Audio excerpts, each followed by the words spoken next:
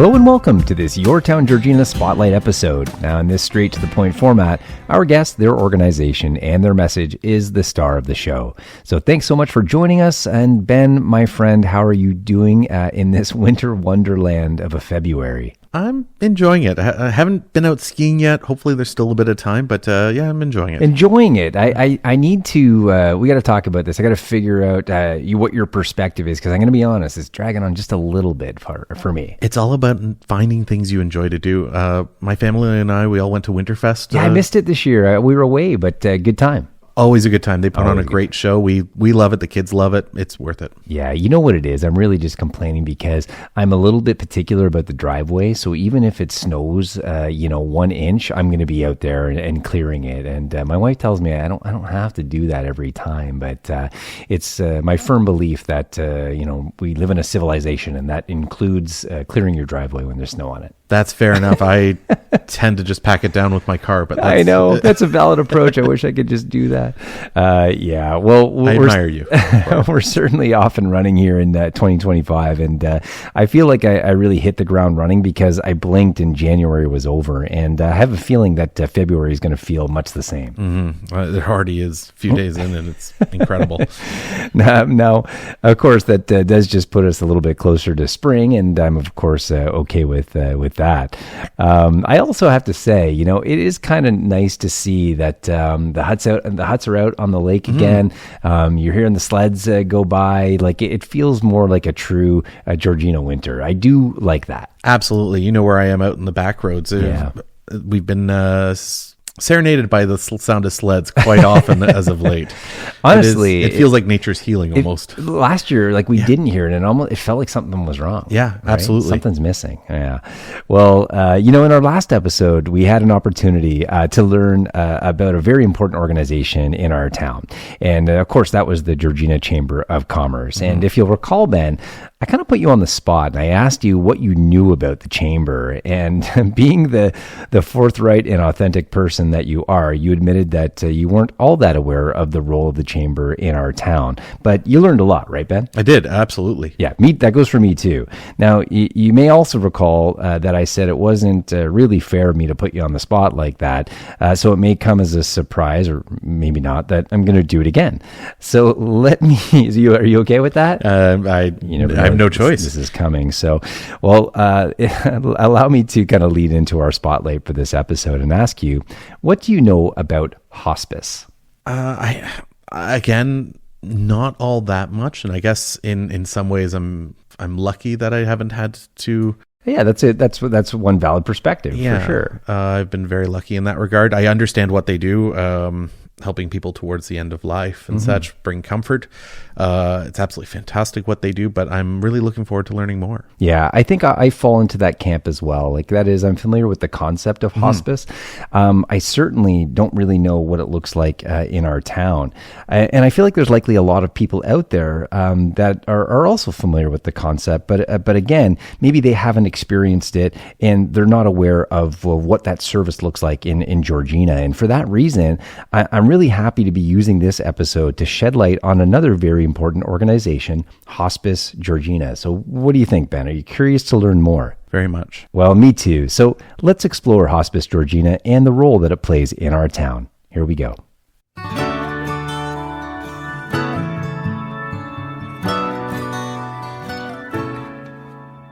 It's my pleasure to welcome the Executive Director of Hospice Georgina, Laurie Ann Knapp. Welcome. Can I call you Laurie? Yes. All right, Laurie, it's so great to have you. Thank you for being here. Thank you for having me.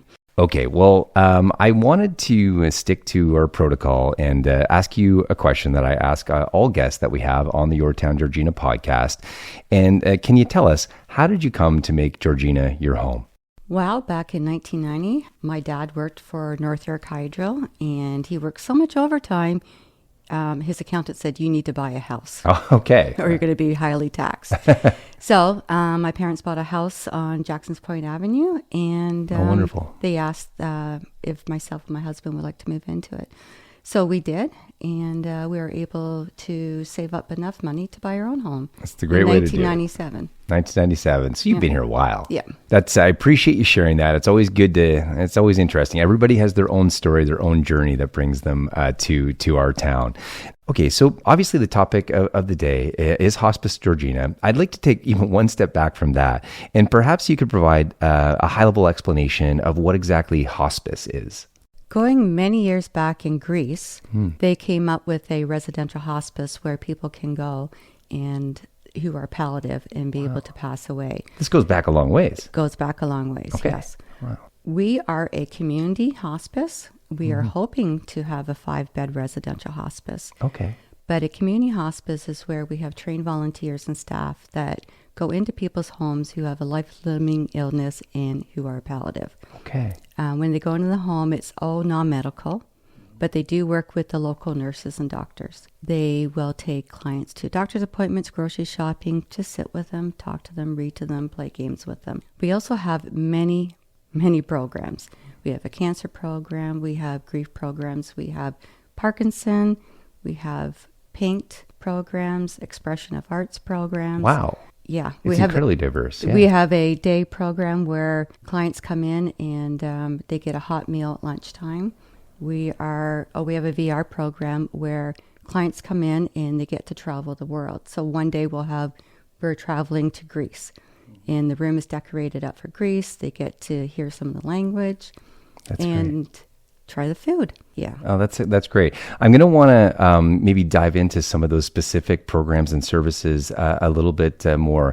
But I get the sense that hospice is really about providing support to the family as well as to the person that is in palliative care. Yes, we also have a caregiver support group. I see. Okay. And when you say caregiver support group, in other words, you're providing guidance or actual, I don't know, could I use the word even trauma support to those care workers, or what type of support is that?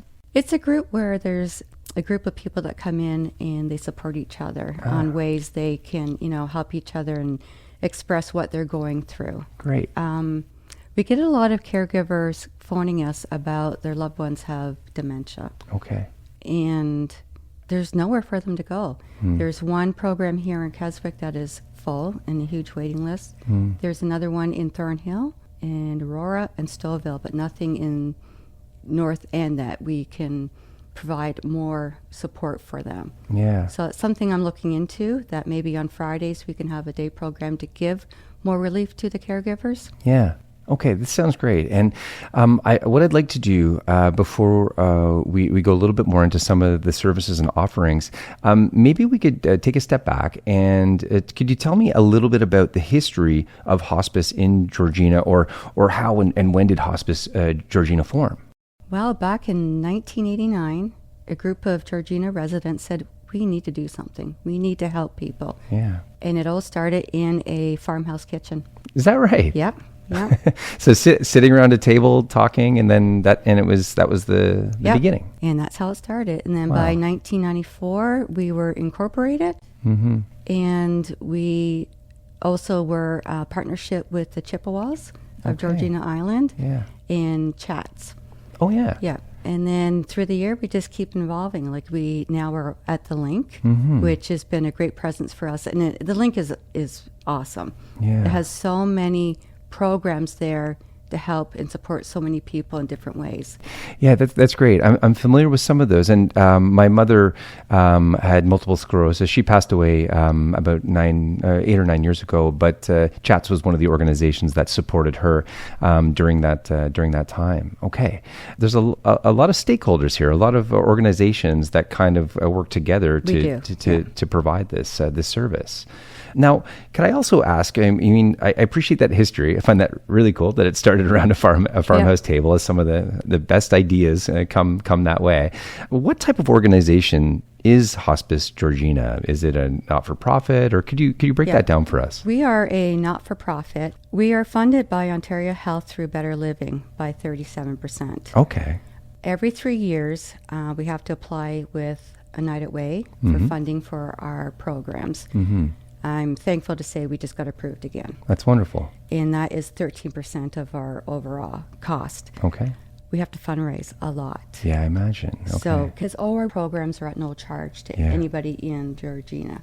And our fundraising cost is 40%. We also rely on donations, which was 7%, and grants is 3%. Yeah. Okay, that's really interesting. And so the funding is coming from obviously a few different sources, and I suspect that's typical for most hospice organizations. Yes. Yeah, that's how it's drawn.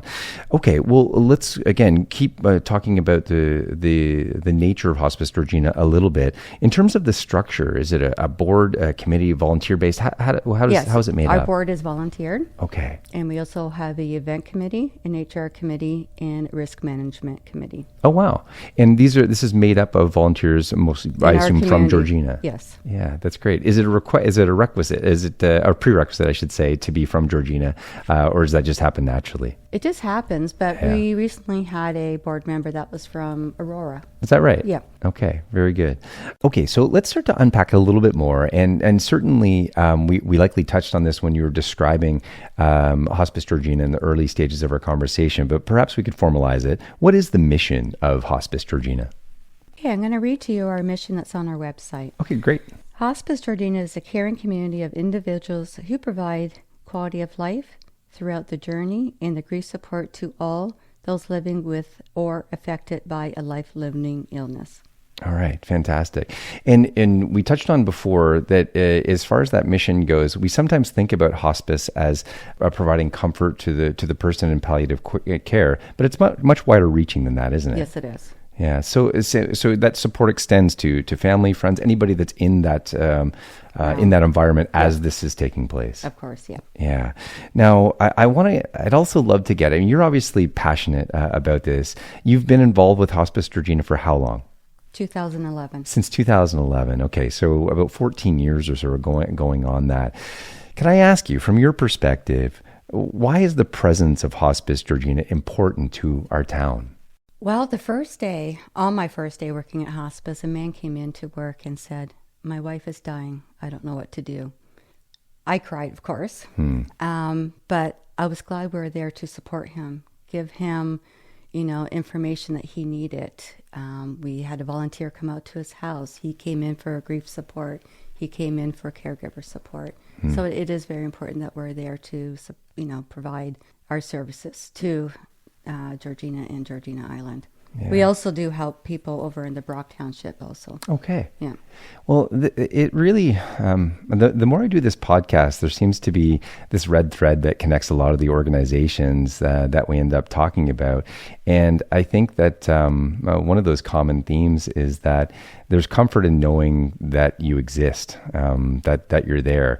And I want to be a little bit revealing and say that I said goodbye to my mother in 2016, and I very much wish that I had taken advantage of these services. And I think that it wasn't a conscious decision not to. It was more just of a lack of awareness and knowing that this service was provided. But I recall, like for many people, those were the worst, really weeks of my life. And of course. We're not, with all the schooling and all the growth that we have going into adulthood, nothing really prepares us for death and dying and being around that. As strong as perhaps we think we are, as prepared as we may think we are, there really is no substitute for when you're actually in that moment. And I can tell you that one of the emotions that I went through was helplessness. And I think that knowing that there is an organization like Hospice Georgina that's designed to address that very specific emotion just kind of makes me feel better knowing that you're there. Thank you. Yeah. And that's our goal. Our trained volunteers go into homes to give caregiver relief so they can go out and do their appointments, but they're also there to support the client. Could I follow up on something you mentioned before about the caregiver support? You said that in this case, it's the caregivers that get together and they sort of talk about what they're going through as well. Yes, they do. I have to imagine it takes a special type of person to be able to go into those environments. I think that the expectation would be that there would be compassion, but also strength among the support workers to help them. But that has to take a toll on the worker. I've found that they become very close, and then they become friends outside of hospice. And a lot of them who come in will send a volunteer into the home so they could come in and, be with their group and support each other. I hadn't thought about that. So, in other words, in some cases, these relationships that are really started in this hospice palliative scenario, they extend beyond the perhaps the passing of the. We've seen that in our question. grief groups also. Really, Yeah. that's a really cool story, and not really. I mean, not all that surprising. I imagine it brings people together very closely, very quickly. I've seen a couple of relationships form Is too. that right? Yes, That's amazing. That's amazing. Yeah. Yeah. Wow. Now, in terms of the services that you do provide, obviously there's a capacity in terms of how much support you can provide at any given time. How many different cases might you be supporting? Right now, we're around 70 for grief Oh, support. wow. Yeah, it's very high right now. So we are looking for more grief volunteers. Yeah. We offer full training for that. Okay. And I'm actually just have another volunteer coming on to do more too. Yeah. We've been getting a lot of children lately. Oh, wow. And when it comes to visiting clients, I think right now there's about 49. Really? Yeah. And that's not even talk about our groups. We have Right. our program clients, and there's a lot. Okay. Yeah. Wow. Well, can I want to build on that just a little bit. When you say that you need more, and maybe perhaps to anybody that's listening that thinks this might be a good fit for them, what kind of let's not talk about qualifications, because you mentioned that you provide training. Yes. Are there specific personality traits or dispositions that make an effective support worker in this context?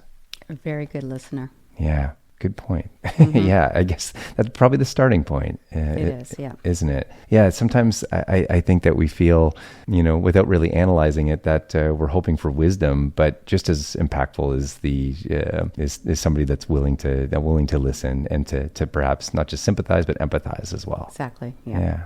Okay, that's really cool. Okay, well, I do want to better understand. At the beginning of our chat, you touched on some of the different services and programs that you offered, and I would like to address that again.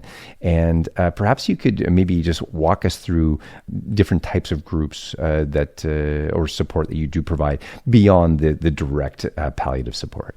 Okay, so throughout the month, we have many programs. Mm-hmm. So we have our coffee and chat every Monday where people in the community could come together and chat. Okay. It gets people who are alone Mm-hmm. that could come out and meet other people.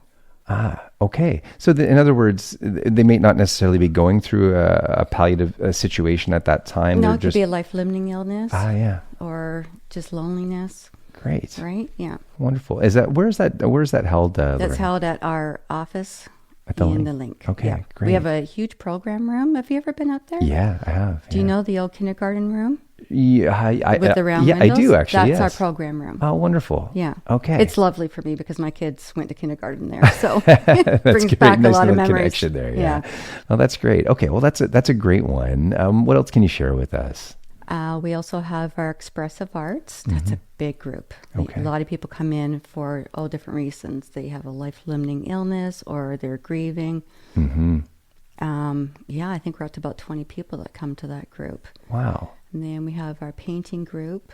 We have our Parkinson group. Okay. So the Parkinson group is facilitated by one of our staff. Mm-hmm. And there's quite a few people coming to that program right now, too. It sounds like the service offering of Hospice Georgina certainly extends beyond. That's why we kind of changed it. Look, everybody thinks it's about dying. Yeah. It's not. We're there to support and, just come out and enjoy yourself. life is fun. And we see it there. Like, everybody thinks that hospice is going to be so sad. But all you hear is laughter. That's a great message. They all care for each other, and they all come in and they joke and they tell how their week was. And yeah, it's a great group. And plus we have our volunteers are the angels. No question. Yeah. That sounds great. Well, I do want to know about the painting group as well. So what's the objective, or what does that look like? Could you share a little bit more information with regards to that? One of our staff, puts up on a screen a picture, and everybody has their paint and their canvas, and it's really neat to see how everybody sees it differently. Like if they're painting a tree, how every tree comes out, and what they were feeling, and what kind of just calmness they get from just being quiet and painting. That's great. Yeah. Oh, that's great. Okay, so we've covered off a few great ones. Is there anything else that you want to share? I'll be honest. It's very educational for me. I didn't realize the service offering was quite so broad. Plus, we have our day hospice one where they all come in. They tell everybody how their week was. They do a craft, play games. They get a hot lunch, and that is all facilitated by our volunteers. Nice. And we have volunteer drivers that pick them up, even at long-term care. Oh, pick wow. them up. Yeah. That's wonderful. And then, like, I think we already spoke on the VR program. I can't say from who, but we just received another grant, so I can extend that program. Okay. I could buy more VR headsets. Yeah. And we've got funding for volunteers to pick up the clients, feed them. And what happens at the VR session? So what are they? Is it just for the fun of it to experience the it's VR? For people that and people who can't travel. Yeah. Or again, they're limited because they're in a wheelchair. That's great. Now they can go to Paris or go to England and feel like they're walking down the streets. This is great. And it's again, it's personal for me. My mom was confined to a wheelchair from really the late 80s, I would say, until she passed in 2016. And obviously, as a family, we were fortunate to be set up well. My dad did an amazing job to ensure her quality of life was as good as it could be. But part of that was figuring out things that she could do, and whereby they could accommodate her, because she was considered, I guess, a heavier case in terms of her mobility. She really didn't have any mobility, and so it needed somebody that was sensitive to that and could handle the wheelchair, could handle the transport and everything else. And we were constantly sort of on the lookout for those kinds of opportunities. That's too bad you didn't hear about us, because we had some clients that had MS. Is that right? And they were picked up by the but there was a mobility bus that we took advantage of. And Laurie Ann, if I'm honest, I can't say for certain that we didn't at this point. We might be going back quite a few years. But I will say I'm really happy that we're shedding more light on this, because I think everybody in our town should know about this not just the existence of Hospice Georgina, but also this broad and pretty incredible service offering that you have. Thank you. Yeah, it's amazing. Now, you talked a little bit about funding earlier on, and obviously really important. We all know that our ability to make a difference is directly proportionate to what we're able to raise in terms of those funds. Talk to me about Catch the Ace. Okay, so back in 2019, we formed a event committee, and we sat down and said, what can we do to try to raise some funds so we can build a residential hospice? And we were looking at what was going on east. Everybody out there, it's called Chase the Ace. Chase the Ace. In Ontario, it's called Catch the Ace. Sure, yeah. And they were making millions of dollars. We thought, okay, let's give this a go. And we were the first in Georgina to do it. I still think we're the only ones in Georgina doing it. Yeah, I don't know of another one. Yeah.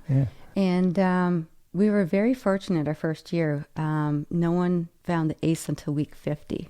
Well, and to break it down for us, how does it? Because let's create some anticipation, but also maybe we'll get more people interested in playing. How does it work exactly? It's like a 50-50. Okay. So what happens is you have a deck of cards, right? 52, and they're all shuffled up and they're put into envelopes. Staff, we don't know even where the ace is. Yeah. And then it's pinned to the board weekly. So if we sell 10,000 tickets, 20% goes to the person who their ticket gets drawn. Yeah. So that's $10,000. Amazing. And then if the ace is found, they win the progressive jackpot. It depends on what week you're at. So we're predicting that the jackpot tomorrow is going to be 285. 285? Yeah. That's incredible. Yeah. Well, so how is this a record run, or what's the... This, for us, yes. So our first game, we went to week 50. The jackpot, the young lady, Megan, won $52,000. And we thought that was wonderful. It's pretty wonderful. And then during COVID, we had a pivot. Everything was done online. And usually the jackpot, the ace was found around week 20, around that range. Yeah. And now this is game 8, and we're at week 49. Oh, week 49. Yeah. Wow. Yeah. So we're ready to wrap this one up and start a new one, right? That's good. That's great. One of the main reasons we started Catch the Ace is for building a residential hospice. Okay. So all money raised is right now being earmarked. We have applied for a application with Ontario Health, expression of interest. We're hoping to hear in a few weeks if they're going to help us with this. Okay. There is 1.2 million people in York Region and only 25 beds. Wow. And I constantly hear from members of the community about their loved ones passing away in the hallways of South Lake. Yeah. So this is something that's very needed up here for our residents. I see. And we do have the support from Georgina Island, our town, our MP and our MPP. Okay. And also right now we're getting support from the Canadian Cancer Society. I see. So this speaks to the sort of the two forms of hospice that you mentioned before, that's community-based or residential-based. So you provide services where you can go into the home or perhaps the hospital, wherever that palliative situation is happening. But the alternative is, of course, a permanent residence where where people can go and this service is provided directly. And it's all free. Okay. Yeah, there was one family that didn't have anywhere to go for their loved one. Wow. The residential hospice in Newmarket was full. The one in Alliston was full. And then they do have a section over at Cedarville. But again, it's expensive.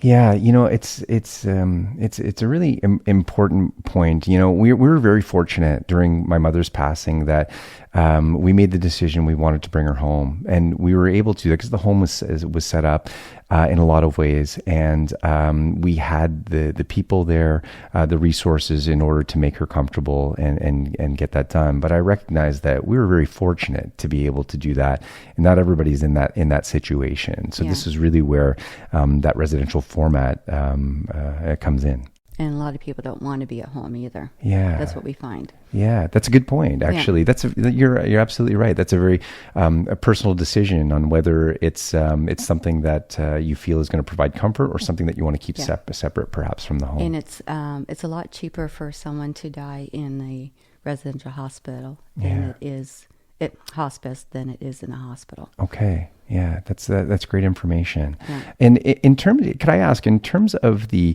hospices in Ontario that exist, do you have a sense of what the ratio is? How many offer residential support and how many offer, I should say, residential hospice versus community hospice? A lot of the residential now have their community inside the same building. Oh, okay. So it's like you go in one door for community and the other door for residential. I see, yeah. I think right now there's 785 hospices in Ontario. Oh, wow, okay. Yeah. Yeah, wow. And I know there's 45 in Muskoka, Simcoe, and our population's much higher than theirs. I see. Where we only have 25. Okay, so based on population, we need more beds is the message. Okay. Yeah, as you saw or heard, that most of our income is fundraising. Mm-hmm.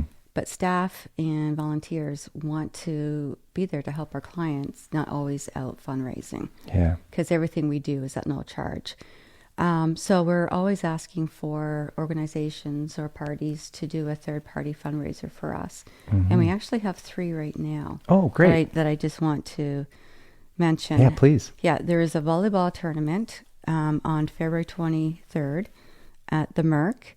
Mm-hmm. And last time I spoke to this young man who's doing this for us, had half the teams full. But it's $350. Okay. Oh, sorry, closing date was February 1st. So but again, if everybody could come out and It's a great example, yeah. Yeah, like I'll be there to thank everybody for coming out and supporting us. Nice. There's another one, Bill Traynor. So this is his second one he's doing for us. It's over at the Stephen Leacock on June 28th. It's the Block Party Band. Yeah. So it's a group of Canadian musicians coming together to do a concert. Nice. To support Hospice Georgina. And one of them is Jack DeCaser. Cool. And a local Neil Chapman. Okay, great. And then another one on March 8th is actually a third party being run by one of our volunteers who's always trying to get funds for the residential hospice. Mm-hmm. And this one is called Empower Her.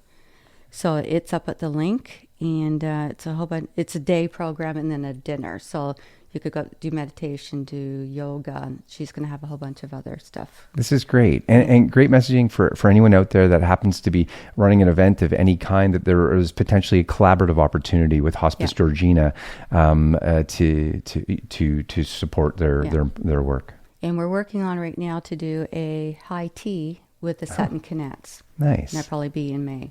Wonderful. And then we have our own events that we do, right? We're going to be doing an online auction starting in May.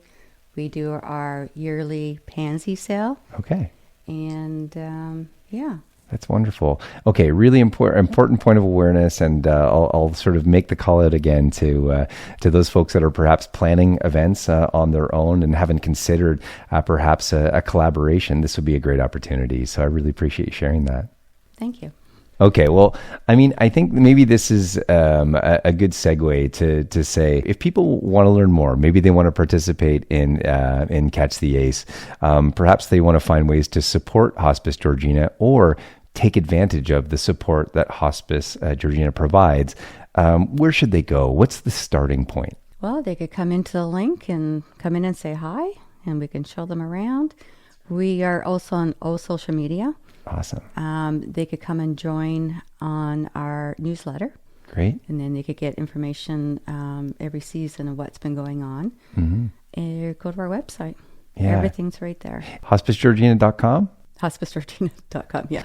Well, Laurie Ann, I feel like we've really only begun to scratch the surface of the work that you do, but I am confident that we've made the point that this is a really important organization to our town. And yeah, I will graciously say that I wish I was more aware of the services that you provide, because I certainly would have taken advantage of them myself. And I hope that others that are listening that feel they could benefit from the many services you do provide, that they'll take advantage. And they can go online, and there's a referral form there. Mm-hmm. They just need to fill that out. Comes to me, and then I send it off to staff for which services they're looking for. That's great. I appreciate you sharing that. Well, yeah, on behalf of our town, thank you for the continued amazing work that you and your organization does, and thanks so much for being on the YourTown Georgina podcast. Thank you for having me.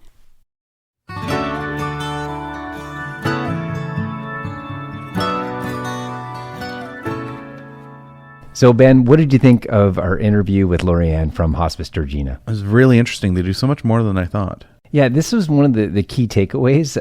There was a bunch of aha moments during that interview where I became more aware of just how broad the service offering is for Hospice Georgina. I had no idea that it encompassed so many different means of support. Absolutely. And just like some of the creative ideas, like the VR travel days. How cool is that? That was fantastic. I loved that idea. Yeah, I think even beyond some of the activity-based support that she described, lots of different types of activities and events, there's a real sense of community there. Mm-hmm. And it seems to extend beyond the palliative portion of this. In terms of that is this journey, it precedes the palliative care, it goes through that, and then obviously there's support that extends beyond that. And I think that was really eye-opening to me. In my mind, not knowing a lot about hospice, I thought there was a very kind of finite or short beginning and end to what that support looked like. Absolutely. So many more resources than I thought. It's the same thing. I thought there was definite a finite end, as you say, but no, it's so much more than that, and the relationships that get built from it. How cool was that? Yeah. How she talked about the ways that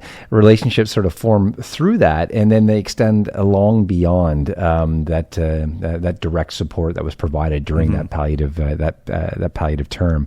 Yeah, I found that really interesting, but also very heartwarming and comforting. Yeah. It is, and I think that was one of the things that was really important to me, and I kind of expressed this to Laurie Ann, this idea that it's nice to know that they exist. And if I can be very transparent and personal, I would say that I really, really wish I had known more about this when myself, our family was going through the passing of my mother. It was hard to escape the helpless feeling during that time. And I think that Hospice Georgina exists for many reasons, but to provide that direct support to make that time easier. Absolutely. And as she said, all you hear is laughter. I mean, it's so far the other way. You wouldn't think that. Absolutely. You wouldn't think that. I hope that our listeners appreciated learning more about Hospice Georgina. I also wanted to make the point that, we talked about how many people, again, they're aware of maybe what hospice is, but they don't really know what it necessarily looks like in our town. But she also made a really good point after we were done the interview in that while the person that's perhaps in palliative care lives in Georgina, it's very often that the family comes from outside Georgina. And so they don't know what exists or know to try to take advantage of the support services that may exist. And I think this is what happens a lot of the time, and why perhaps sometimes the hospice services are not utilized, is just from that lack of awareness. Absolutely. Yeah. So hopefully this gets the word out a little more. Yeah, I certainly hope so. And Laurie made the point that they're obviously working towards a residential hospice solution as well. She made it very clear that donations are obviously always very welcome. Sometimes it's not even just about money. It's also about land or legacy donations, whereby they have a space to perhaps build. Those are obviously very sought after. And even time, she said they need volunteers. Yeah. So people looking to volunteer their time, to donate their time. Yeah, I can't think of many better ways or more fulfilling ways to donate your time than to some of the support services that Hospice Georgina provides. She also made a point that one of the ways that they also try to fundraise is they have a memory tree where you can actually put a butterfly on the wall in memory of your loved one that has passed. So I thought it would be worthwhile to make people aware of that. If that's something that they would be interested in, they should reach out to Hospice Georgina. Okay, well, yeah, some great takeaways from that interview, and a big thanks again to Laurie Ann Knapp, the Executive Director of Hospice Georgina, for giving us her time. I really hope that you guys enjoyed learning more about Hospice Georgina, and of course, if you are interested in learning more, perhaps about the services that Hospice Georgina provides, perhaps you're looking to possibly donate or perhaps even volunteer your time, well, of course, you can go to hospicegeorgina.com. The website is also a great place to find out about upcoming events that are taking place. It's actually quite a calendar. As we discovered, they do quite a bit. And of course, Hospice Georgina can also be found on all social media. So give them a follow, give them a like, a really important service provider in our town. Well, that does it for another episode of the YourTown Georgina podcast. Don't forget to follow us on Instagram, on Facebook, also on YouTube, and of course, subscribe. And if you like what you hear, rate and review us and help us get the word out about this great town. With that, let's turn it over once again to our good friend, Bernadette Connors. We'll see you next time. I'm a sister, I'm a daughter, I'm a lady of the lake.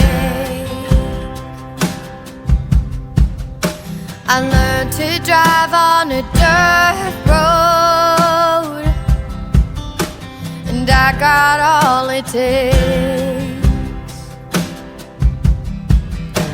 I see myself in the water, and my footprints in the sand.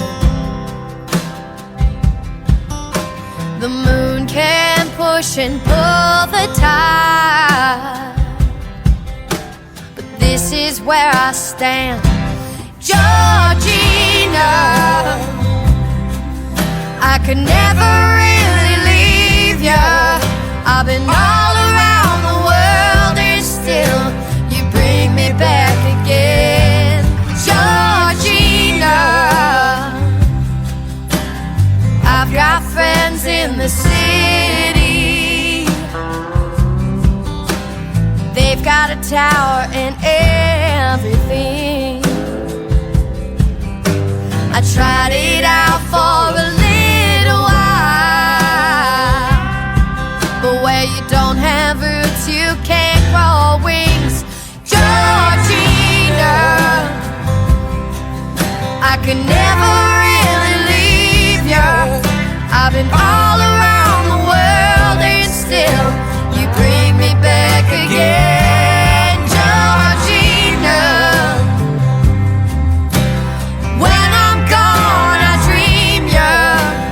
Late at night, later on, you're always on my mind. Georgina, should I stay or should I go? I'll always be scared of the great unknown. I see myself in the water. I see myself in the water. Georgina, you know